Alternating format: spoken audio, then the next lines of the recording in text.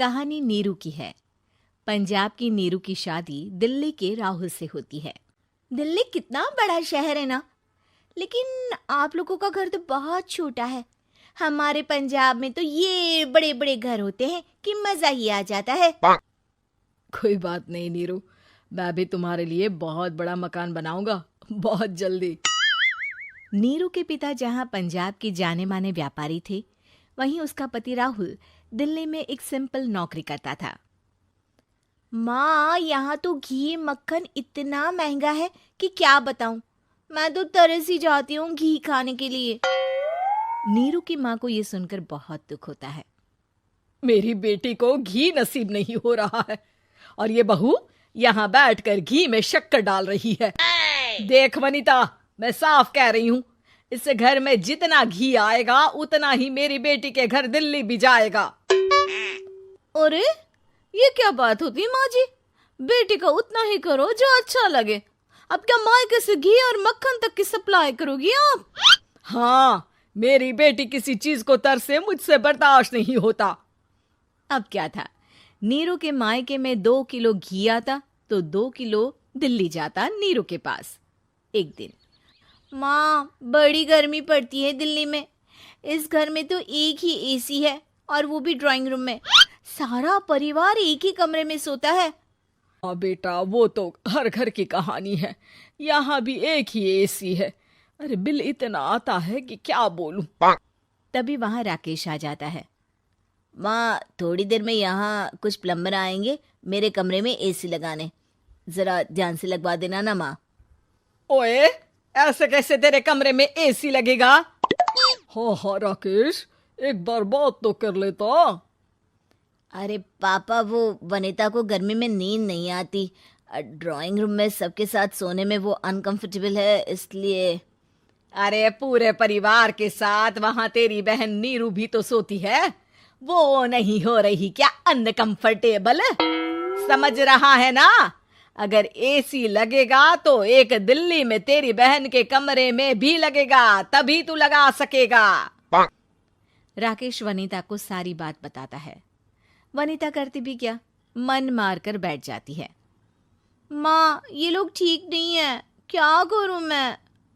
अरे बेटी, यहाँ आ जा, तू यहाँ आकर रह ले। अरे छोड़ दे ऐसे पति को। कैसे छोड़ दूं माँ?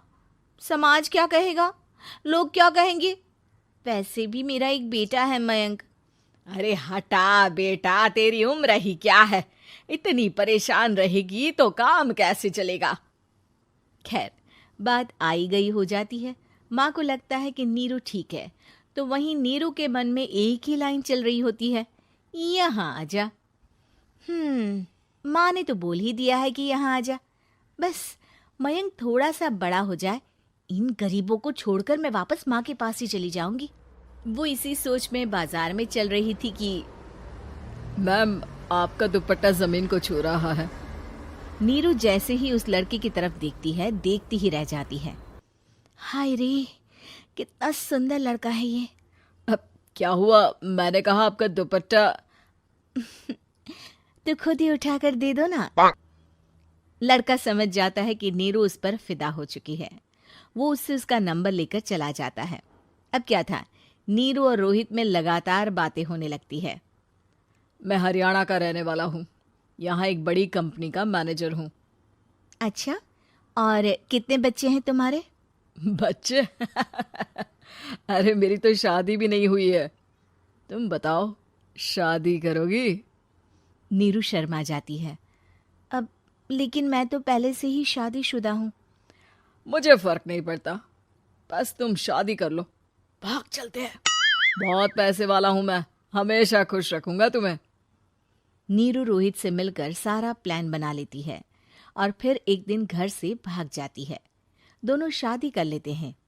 शादी के बाद, क्या बात है नीरू, तुम्हें परेशान सा देखता हूँ, सब ठीक तो है ना?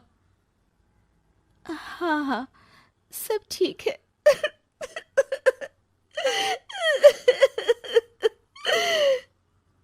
ये कहते कहते ही वो रोने लगती है। अरे क्या हो गया, रो क्यों रही हो? मैंने तुमसे एक बात छुपाई है। और वही बात अब मुझे परेशान कर रही है। रोहित, मेरा एक बेटा भी है, उसका नाम मयंक है। क्या बात कर रही हो? ये तुमने मुझे पहले क्यों नहीं बताया? देखो नीरू, मेरी माँ को मैंने ये नहीं बताया है कि तुम शादीशुदा हो। बच्चा मैं मैनेज नहीं कर पाऊंगा। नीरू को समझ में नहीं आता कि वो क्या करे। तुम उस बच्चे को अपनी माँ को क्यों नहीं दे देती? नीरू चुपके से माँ को फोन करती है। माँ, क्या मयंक को तुम रख सकती हो? बेटा, मैं राकेश के साथ बात करती हूँ। आखिर घर का बेटा वही है, जो वो बोलेगा। वैसे भी बेटा, तूने जो किया है ना, उसके बाद से पूरा घर तेरी बुराई कर रहा है। मैं भी अब किसी से तेरे लिए लड़ नहीं सकती। राकेश बेटा, नीरू ने तो जो किया बहुत ही बुरा किया, लेकिन मैं सोच रही थी कि क्यों ना मयंक को हम यहाँ ले आए। तभी वनीता बोल पड़ती है। वाह जी, ऐसे कैसे यहाँ ले आए? यहाँ क्या भंडारा भरा है? और जिस बच्चे की माँ ने नहीं सोचा, उसके लिए हम क्यों सोचे? नीरू को एक बार तो अपने बच्चे के बारे में सोचना चाहिए था ना। अरे लेकिन तेरे पास भी तो लड़का नहीं है ना वनीता। माँ, वनीता ठीक बोल रही है।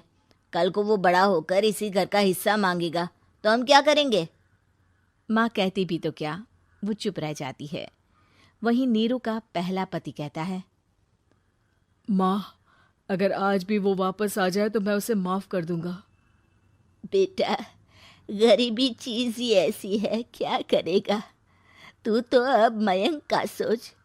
वो बेचारा तो बिना माँ का हो गया। मयंक के खातिर तू दूसरी शादी कर ले बेटा। लोगों के लाख समझाने के बाद नीरू के पहले पति की शादी रिद्धि से हो जाती है, जिसके पहले पति से 2 बच्चे होते हैं। देखो जी, मैंने शादी सिर्फ बच्चे के खातिर की है। मैंने भी शादी सिर्फ बच्चों के खातिर की है। वहीं नीरू के दूसरे पति के मन में ये बात घर कर जाती है कि नीरू एक मासूम बच्चे को उसके खातिर छोड़ कर आई है। अब देखो नीरू, मुझे लगता है कि जो औरत अपनी कोख का बच्चा छोड़ सकती है, वो तो कुछ भी कर सकती है। कल को तुम्हें मुझसे अच्छा कोई मिल गया तो तुम तो मुझे भी बाय बाय कर दोगी ना। नीरू को अब उसका दूसरा पति ताने देना शुरू कर देता है। तंग आकर नीरू उसके यहाँ से भागकर अपने पहले पति के पास चली जाती है, लेकिन ससुराल में क्या लेने आई है नीरू, मयंक को? नहीं नहीं सासू माँ, मुझसे गलती हो गई, मुझे माफ कर दीजिए। नीरू, अब वक्त खत्म हो गया है, मेरी शादी हो चुकी है।